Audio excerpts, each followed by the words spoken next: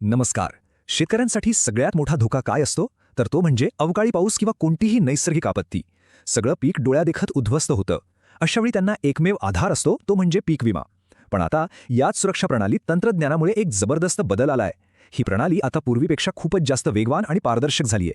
तर मग चला पाहूया हे सगळं नक्की कसं घडतंय.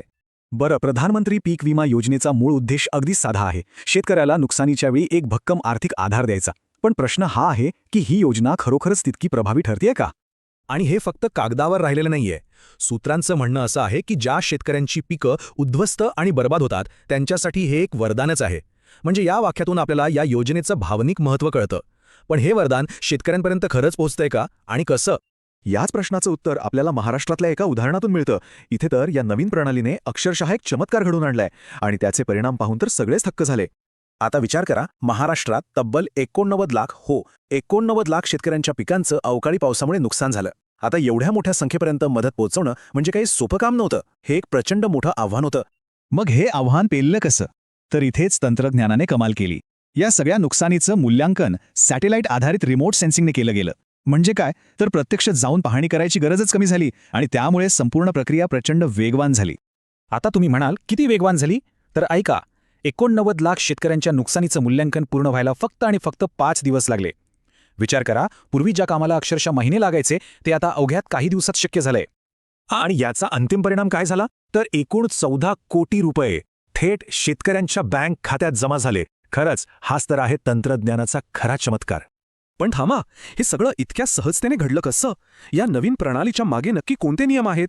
कोणतं तंत्रज्ञान काम करतंय ज्यामुळे हे शक्य झालं? चला जरा खोलात जाऊन हे समजून घेऊया. तर या संपूर्ण प्रणालीचा जो पाया आहे ना, तो आहे फार्मर आयडी.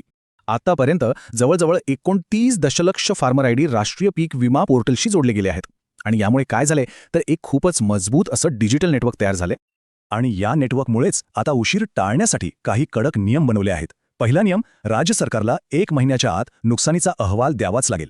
आणि तो दिल्यानंतर विमा कंपनीला पुढच्या 21 दिवसांच्या आत क्लेम निकाली काढावाच लागेल. म्हणजे आता दिरंगाईला जागाच नाही. पण समजा जर या मुदती पाळल्या गेल्या नाहीत तर मग काय?